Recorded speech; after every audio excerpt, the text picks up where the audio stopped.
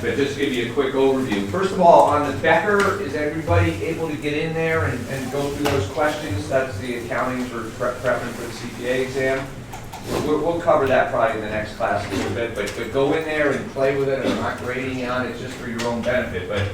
And I'd like you to highlight any questions from the exam that aren't clear, because as I said, I'm a little concerned that they're kind of tricky, those questions. So, and also, we're going to work with a software that we're going to introduce after we finish the ACL. Would you keep that quiet? No. After we finish the ACL, and it might impact your projects here, that you might want to use it. It's a software. I'm working with IBM Watson, and IBM will be here next week, but it's a software called Talkwalker, and I've got you guys all access to it, and I sent you a note, you might be getting a memo from it. It's incredible software. For example, I'm trying to learn it so I get better than you. I have to stay ahead of you guys, which is tough to do. But I compared Siemens and General Electric using big data from feeds like Twitter and news media, wire services, magazines, and you can do. I know with your accounting research project for the project here, you're going to be doing comparisons of companies and stuff. Perfect tool to do it. So it might be something you want to take a look at. And I'll introduce it in the next class, and we'll get to it in this class, but you might want to use it for your project. You don't have to, it's up to you, but we're gonna use that software, because we're gonna talk about big data analytics next class, and I want you to really get that. So that'll be next week. We may not get to our ACL today, because I have a real exciting class for you. I'm really fortunate to have a couple of friends join me here. We have Dan Clory, who was an investigator. He worked for Siemens for years in the audit group and doing investigations. He's a CPA and a fraud examiner. He also worked in New York for doing fraud investigations. So he's just kind of sitting in on the class here, but he's going to share a little bit about his career and things that he's seen in fraud. I think you'll find that interesting.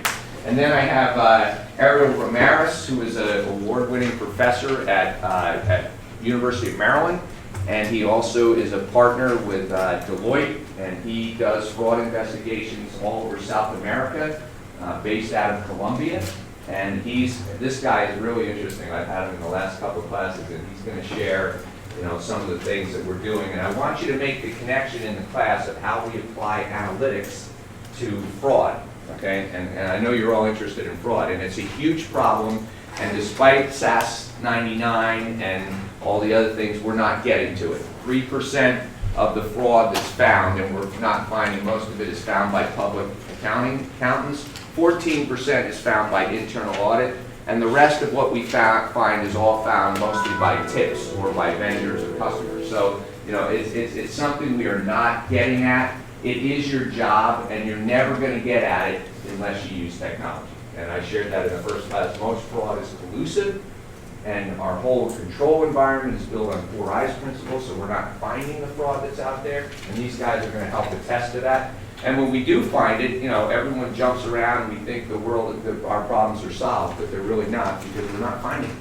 And remember this, if you save $1 because you prevent fraud, and the estimate from the ACFE is 5% of revenue. So for Siemens, for example, that's $5 billion a year that we lose to fraud. And that's everything from stealing paper clips to Enron, WorldCom type things.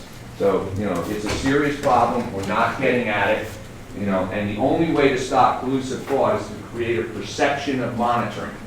And you can only do that with technology. That means someone's watching and they're monitoring the population. This sample-based approach, woefully inadequate. We're not finding fraud, and we will not find fraud doing it. Okay?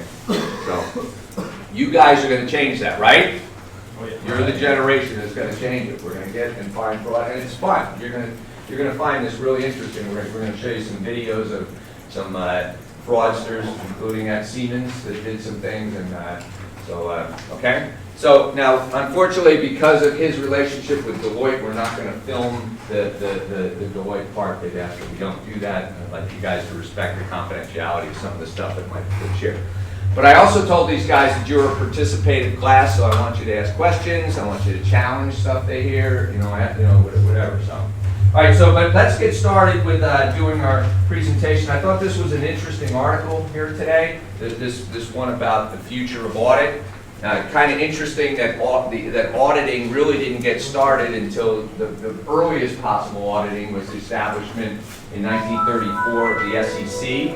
And before that, just think about that. Nobody had any accountability really for the books. After the financial collapse in 1929, it's sort of the history. And then it wasn't really until 1977, when I was already in the workforce, the Foreign Corrupt Practices Act mandated that there is some, independent review of internal controls for companies. So this is a relatively new field. I can't imagine what they were doing in the Roaring '20s when they were, So I'd be interested in hearing the perspective. So what I'd like to do is have group number, I think I said 4 here. It's group number 4.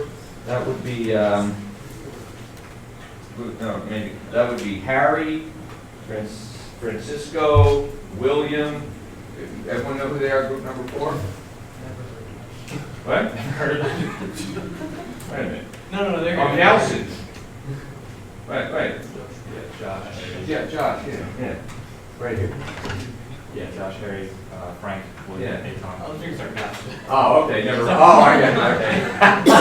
I thought maybe I had one from last year or something. Okay, so you guys ready?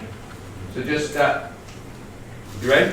Just, 10, 15 minutes tops, okay? And just hit the points.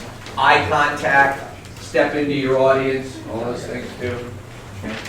This is part of your grade too, so. Oh, don't mind that in the background. That's just where we're.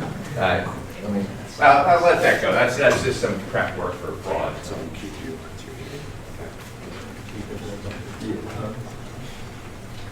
All right, good morning, everyone. Say your name too, and everyone name tags out for me and my guest here today.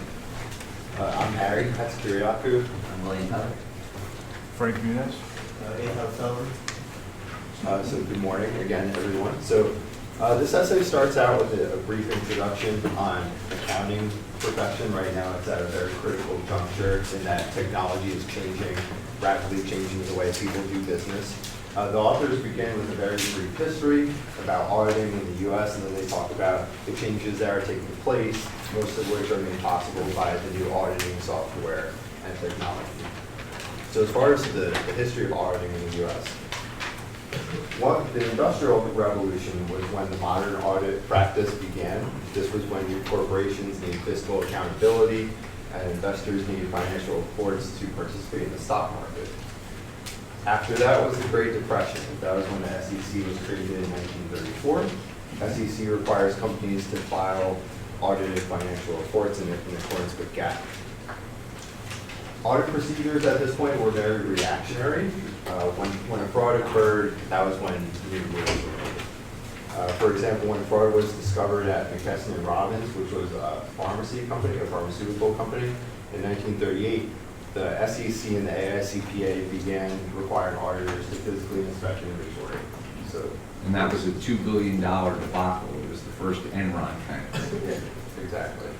So similarly, electronic data processing wasn't taken seriously until the AICPA argued that it would have helped auditors discover insurance fraud at the Equity Funding Corporation in 1973. The 60s and the 70s saw the creation of CATs, which are computer-assisted audit tools. We'll have more on that later in the presentation. And then the Enron and the WorldCom scandal that you mentioned, Professor, led to the changes in the SOX Act, which Sarbanes-Oxley in 2002, which we've all studied in great depth. Will?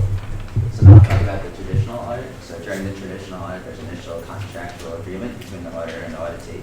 And this is followed by an audit engagement with a risk assessment of the audit plan, which outlines the extent of the audit. Then the auditors collect and analyze the data from the audit evidence and come up with different opinions regarding their internal controls and reliability of the information that is provided. At the end of the engagement, the auditors demonstrate a formal report where they can convey their opinions on the matter. And then there are high costs and time delays that are not as big an issue today because with respect to the information that they're collecting and analyzing using this data. Now for automating organizations are accustomed to the traditional audit procedures, and they can benefit from the future audit approach. This approach would result in conducting a pilot study to obtain potential benefits of an audit plan. As a result of these automated audit practices, it could substantially increase the chances of pursuing an future audit plan. Lanza in 1998 suggested that CATs help achieve low cost solutions pertaining to an automated audit experience. And these programs are easy to maintain, and they require little information, so you don't need a lot of training to be able to perform these tests. And these tools are used to replace the manual audit evidence, and that's due to the significant benefits that come with this application. A disadvantage of these tools is that they are not controlled on a continuous basis, but they're rather periodically done. So that could be one negative effect of having that. And this method is not seen as the most desirable method because in terms of achieving the future audit. Curtis and Payne in 2008 felt that although CATs can improve audit efficiency and effectiveness, these tools tend to be underused as a whole. And adequate training is a major element of audit information. So that's very important for these auditors to make sure that the training programs are very effective and very skillful. And also having a well-developed and constructed plan considers these issues being addressed, should allow the area of automation to gain more acceptance within these firms. Thanks, Will. So as Will was saying, CATs, the computer-assisted audit tools, they have the capabilities to enhance audit effectiveness and efficiency, but the major drawback is they do not operate on a 24/7 basis. So therefore, they fail to truly capture the continuous auditing environment where exceptions and abnormalities can be found as they occur while they take place. So Kangemi, I hope I'm getting the name right, he argues that the backward-looking audit is very antiquated. It's not where the future of audit is. He believes that even firms that have successfully initiated with CATs, they should consider the more advanced programs as they resemble the future of audit. And this is what they'll need in order to stay competitive with their competitors. Fortunately, there are solutions that better satisfy this vision that have recently been proposed. But the major caveat here is that before they can put this into place, Teeter and Miklos Passarelli, they explain that the more manual data an entity maintains, the less they benefit from automated auditing, at least at the beginning. So the manual data corresponds to manual auditing methods. In order to fully realize the benefits of continuous auditing, an organization should attempt to convert manual enterprise data to a more automated state prior to the implementation of automating the audit process, which to me sounds easier said than done. It sounds like that would be something that would take a long time to initiate within a company.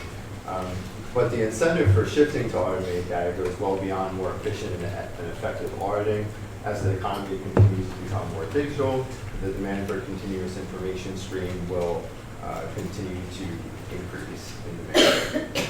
So the adoption for 24/7 auditing is quickly becoming a non-negotiable issue for firms that are really looking to compete in the real-time global economy. One of the methods proposed to reach this goal is the embedded audit module, short is EAM. So EAM involves the installation of files within the host system. The EAM domain monitors transactions occurring on host in accordance with construction of the code block. When a suspicious item is found, the information is recorded in a log that is presented to the auditor on an ongoing basis. This auditing module has been proposed for years, but again, this also has a few drawbacks. For example, the EAM method may reduce SOC client system performance, creating excessive data sets relative to the event log. So it's not the most attractive thing to clients at this point. So for that reason, EAM has pretty much stayed on as an academic system as opposed to actually being implemented. So for other continuous auditing solutions, Frank will discuss the monitoring and control here. So just to touch on a couple of quick points on the CATs, which, as Harry said, computer-assisted auditing tools. They have some few concerns as relative to others, like software maintenance, legal liability, and client independence. Essentially, what the CAT is a self-governing middleware, so it doesn't need human interaction as much. It will pick out an exception and send alerts to auditors and management. It's used to continuously analyze and compare against established benchmarks that the auditors set up. And like I said, there's an exception. The alert gets sent up the chain until it gets fixed or analyzed even further. And all this data is stored in a data warehouse. And they also have like a data mart, like a little Walmart, which is like sort of like a smaller warehouse. And it just has a big pile of data, and this data is continuously monitored over time. And then the smaller set of warehouses have specific type of data, so it might include just like certain accounts that might be more fraudulent or might be more susceptible to fraud. And then these configurations that the auditor sets up allows the data to enter into the bigger warehouse when it needs to be audited with the rest. And an example they gave was AU software, and that's going to eventually, I think the companies now are leaning more towards apps that can do just like inventory, accounts receivable, and things like that. So that's, I think, where the future is progressing, is towards mobile apps. And those mobile apps are available today, and you can use, like Brian Teeter, who did his PhD here at Rutgers, he did it on this idea of a Legos type approach, where you have a bunch of apps and you're doing an accounts payable audit, you grab the accounts payable app and do that one. You're doing a forensic audit, you grab the one for that. You're doing a security audit, an inventory audit, you just pull the little apps you want to use, you run them on your iPhone. And so you're doing continuous auditing off your iPhone. That's one of the future directions. Yeah. So that's where Auditing's going. Okay. So just to conclude, what everyone was saying, auditing and assurance is going more in the way of automated, but there's still 6 conditions necessary to advance the future of audit. Sadly, so far, the first 3, the assurance and auditing world are not doing a great job so far. The first one is subject matter with suitable characteristics. So there, we want to have a highly automated process. And so far, the rest of the business world has seemed to have developed this and grown over the past 10, 20 years.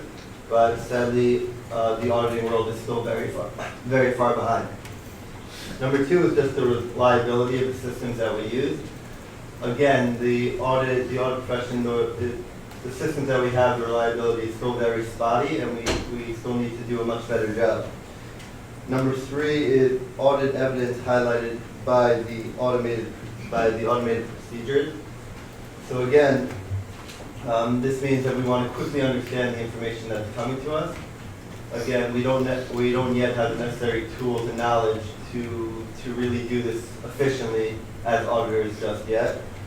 4 is the reliability to obtain results on a timely basis. So here, the book mentioned that external audit still doesn't use these tools very much, but but an internal audit are actually doing a much better job at using these tools to help better the internal audit work, but external audit for some reason is still very far behind. Remember, part of that might be because the revenue model doesn't support it. They make money by billing bodies and hours, not by using technology. In fact, they might lose money. The book also mentioned that external audit is actually one of the people that are encouraging internal audit to use these tools. So the fact that they're not maybe proves that point a little bit. Interesting. The one thing we are doing a good job so far is timely availability. With all the internet, with all the automated reports, we are doing a better job of getting the information. But it's just about what to do with that information that we're getting, that we're still having trouble with. And 6 is a high degree of proficiency, and there we're starting now. So just to conclude, we've mentioned that it's really up to the new generations of auditors to really help grow the profession. As Rutgers seems to be leading the way, that they seem to be very focused on audit analytics and offering us a certificate of audit analytics. And I looked online and I saw other colleges are now starting to offer. Luke mentioned that undergraduate four-year degrees really don't spend any time on this at all, and they want that to change. But for example, I saw MIT is now offering an 8-week course where you can get a credit certificate in audit analytics as well. So we see that slowly colleges are starting to offer classes and the ability for us to take more classes, but it's been a slow process, but it's slowly moving forward in that we're able to gain the knowledge that we need to advance the future of audit. Very good. Let's give them a big hand. Any questions for these guys, or any other thoughts about the article? Anyone has?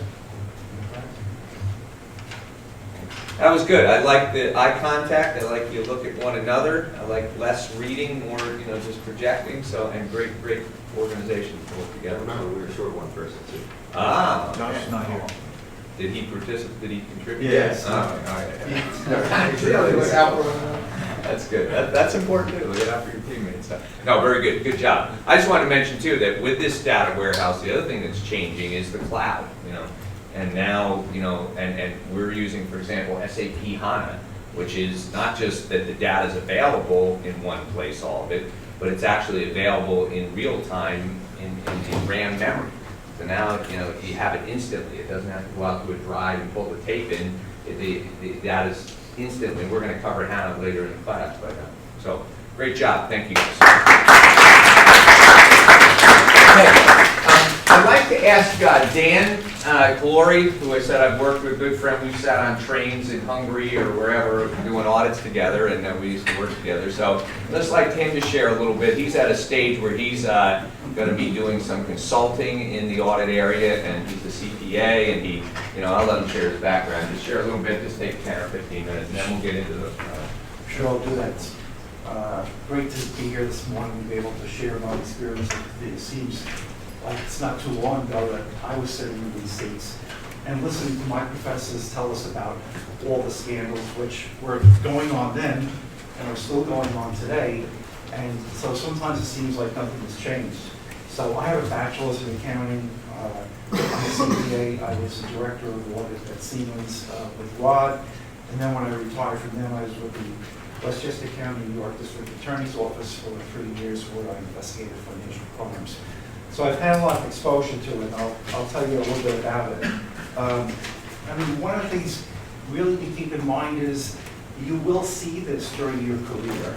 When I was a student and I sat there, it was to me kind of academic, and then all of a sudden it started to happen.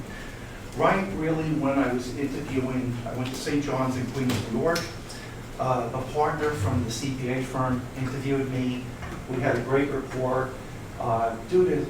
Largely to some of his efforts, I got the job. And he became he was a senior manager at that time, but he was gone in a few years. So what happened? He was the partner on a now defunct airline, Eastern Airlines, and as part of the arrangement, he was able to travel on Eastern to various locations where you have to perform an audit for free, and he had free tickets. But when he was due to rotate off the client, which is normal after a few years, the concurring partner met with the CFO of Eastern and said, well, for the new partner coming on, we're going to give him the same privileges, and he won't be charged for his airfare. Now, the concurring partner said, well, wait a second, why have I been approving Bob's expense reports with airline tickets on it for the last 3 years? Now, in those days, these things were made out of paper, and you could separate the receipt and just put that on your expense report and turn in the ticket for a refund. So I was wondering, this was one of the most popular guys in the office. He had big parties, he was living large. All of the red flags were there in terms of if you studied, the people that commit frauds, all the red flags were there. So he was fired, but he was using that money to live large, country club memberships, boats, travel, you name it. So I was astonished, but it was my first exposure to, you know, what can happen to somebody personally. After I left public accounting, I was recruited to be controller of an oil and gas drilling company. And to make a long story short, I only stayed there 8 months.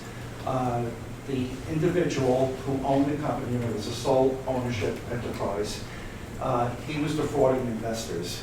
And he was, in those days, you had limited partnerships, and you could drill wells and get intangible drilling cost tax write-offs from them. So this attracted a lot of investors, attorneys, doctors, high net worth individuals who invested.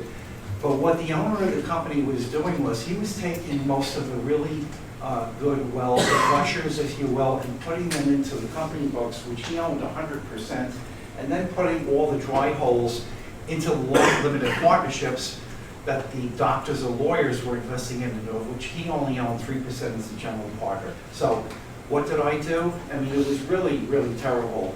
I called a fellow that I went to school with, who was sitting next to me in classes like this.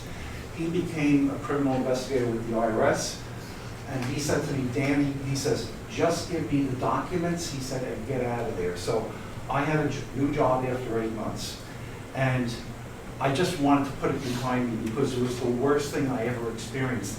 Now, 14 years later, I get a letter from the IRS that says, soon you will receive a reward in the amount of X number of dollars.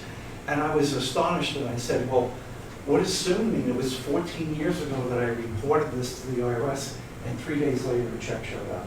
But the truth of the matter is, I would gladly have given that check back because it was an absolute nightmare dealing with somebody like this who every day is standing in front of you, who has the power to fire you, and is basically trying to manipulate you into committing fraud and maybe a crime for which you could be sent to jail. It was absolutely terrible. And I've shared with them, Dan, that most people who blow the whistle lose their jobs, right? 3/4. They do. They absolutely lose their jobs, and so you're at risk. And I always tell people, young people, always make sure as you go through your career that you're saving money for yourself personally. You do your 401k contribution every year, you do the max, so that you're in a position to walk away from this. If this happens to you, that you're not in a position that you need that next paycheck in order to make your next mortgage or car payment. So if there's anything you would take away personally today, I'd say remember that. Always make sure you're in a position to walk away from something like this. So I found my new job. I was now working for a conglomerate up in Greenwich, Connecticut, and they owned a subsidiary in Mexico called Sperry Rail, and I was going through the cash disbursements register. Now today, you would use these analytics Rob was talking about, where you would do a search for unusual payees electronically. And if you did that, and you were looking for example, payments to individuals as opposed to corporations, you would now get a printout off the system and you could go investigate it. So anyway, I found this with a manual procedure going through the cash disbursements register, and I went and interviewed the fellow who was in charge of disbursements, and he said, well, I'm retiring. He said, I'll tell you what that is. They take that money that's sent to that individual in Mexico, and then he gives the money to the government officials in exchange for the company getting government contracts. So I went to the part of the CPA firm. I went to my audit vice president, who I was reporting to, and of course, it created a lot of stir. And I can't really share with you how that ended up, but that was clearly also an FCPA violation. And that's foreign corrupt practices act. And you very often find this in South America and in Asia. When you leave the United States, I think even today, bribery or disguised forms of bribery are still going on. Absolutely. Okay. Then I came to Siemens, where I was an audit manager, and there was a very large fraud which I identified a few years after I got there. Basically, the fleet administrator, we had a fleet of 3,000 vehicles. cars for sales executives, cars for service technicians. And these were administered by an internal fleet administrator who had a relationship with the company outside. And basically, the invoices were increased fraudulently, and a slush fund was created through which some executives got free cars and others got leased vehicles at deep discounts. So I discovered this. It went on, it seemed like forever. We had to bring in Kroll Associates, which is an external, well-known fraud investigation firm. And several executives were either fired or had to retire early.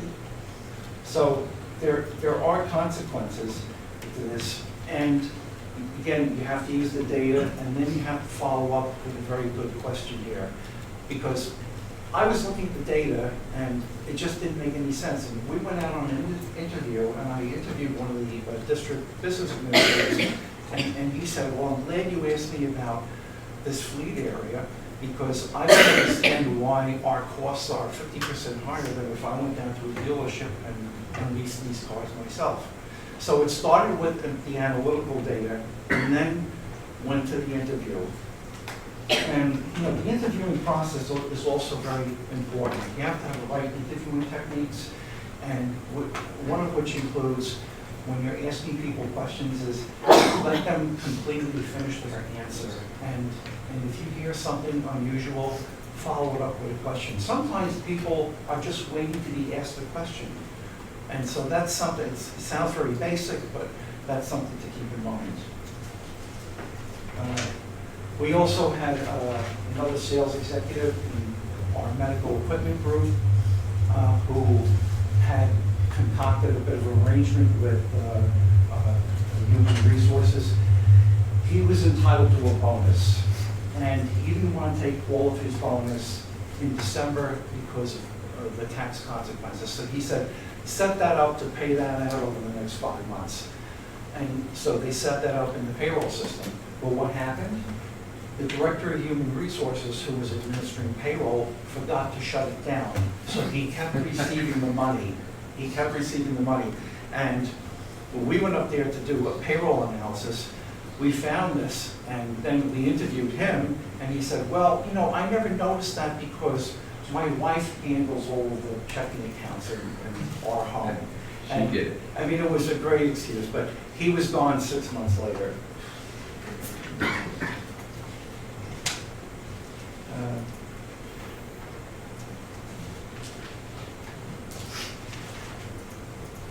Ron, I know, has told you about many of the stories about Siemens, and so, we won't go into all the details, but I mean, what's interesting is that people knew about this, but I believe that people who were whistleblowers in the past weren't treated properly, and that's something you have to remember.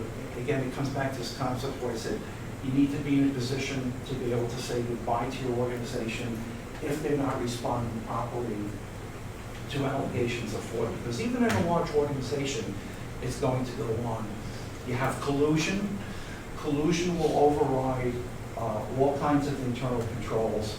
And the thing that really will put an end to fraud is the existence of consequences. When people know they're going to go to jail, when they know their careers are really going to be damaged, that they're never going to work again.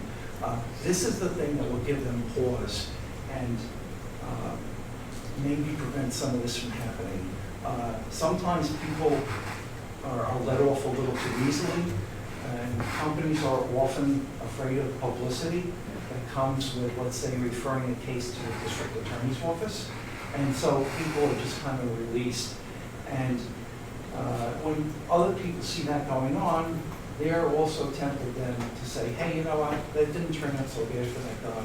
Let me continue, if I find something that I find interesting in doing.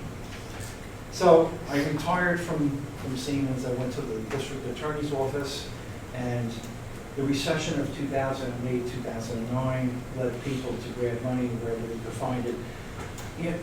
People were living at a certain level. They didn't want to give it up. And so what did they do? Lawyers we're rating escrow accounts. I saw a situation where an NFL player who was a recent draft for one of the big teams, he got involved with a guy who set him up into a phony investment scheme. He lost $700,000 in his second year as an NFL player through one of these basic phony investment schemes. I saw an attorney who took several $100,000 from an elderly uncle for safekeeping, explaining to him, well, I'll safekeep it for you in case you have to go to a nursing home, they won't get the money. When he needed money a few years later for some medical expenses, it was already all gone. So, you know, that's it kind of briefly. I thought I would, you know, if I went back 40 years, I don't think I would ever have imagined seeing all these things touch my career. And, you know, again, I think the message is deterrence has to be there. The realization that you may go to jail, that something is really going to happen to you. It's the only thing that will really stop it. So, any questions? I'd be happy to. Go ahead. I have a question. Did you tell your next company the reason why you left the drilling company, or it was confidential? I did tell them, because I was only there a short period of time. That's a very real problem. If you're someplace working for 6 months, and now you're coming to another employer and say, well, I want to leave, they look at you as a job hopper. And they say, you know, what, is there some kind of problem with you? Why should I hire you if you've only been in this place 6 months? So since I was applying for a job in the audit department, I felt that at least maybe I would have a friendly audience here, and I did disclose that to them, and they understood, and I think maybe it even helped me get the position. But sometimes you reveal a fraud, a legitimate fraud that you had nothing to do with, and people, some companies, again, don't want publicity, they see you as a troublemaker, and it's really unfortunate, but we got to do the right thing, Yeah. you understand? Other questions, any questions? Yeah. Go ahead. Most of us are going to start our careers in public accounting in a few months. What kind of recommendations would you give to us to prepare for this transition? And if you can do everything all over again, like in our position, what would you do differently? Well, I never did an internship when I was in school, and I probably didn't have too much of an idea of what life in public accounting would be like. And for me, it was a little bit like going into a cold shower when I went into training class and then was put out on my first assignment.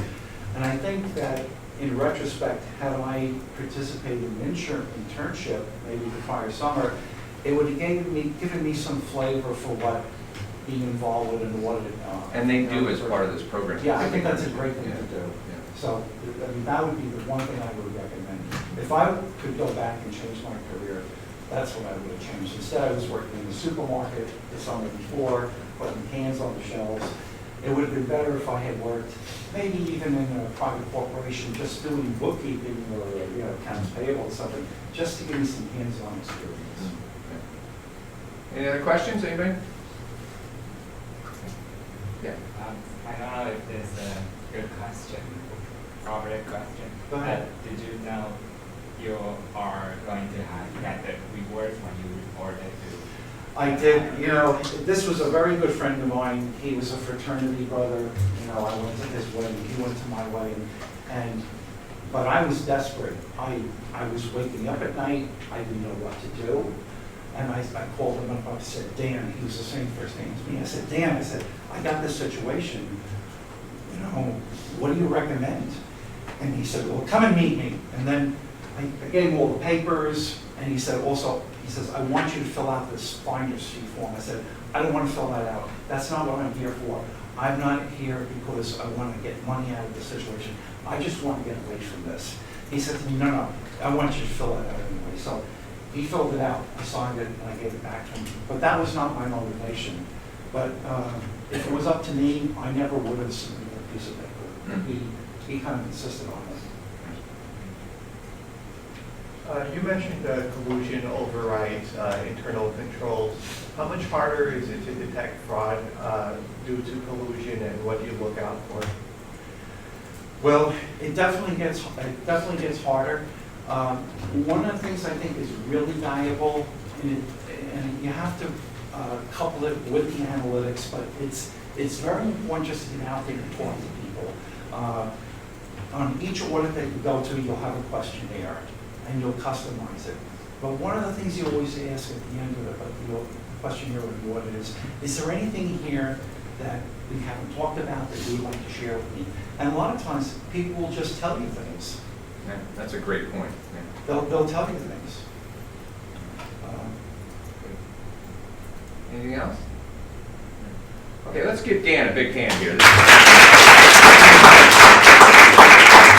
So I mentioned to you, I think his career is an example that you will see this, whether you work in Ernst & Young, Deloitte & Touche, Rutgers University, Siemens, wherever, you're going to come across fraud. And that's why I think I shared when I was introducing myself, one of the questions I ask everyone I interview is, tell me about a specific time when you were asked to do something that wasn't the right thing, and how did you react to that?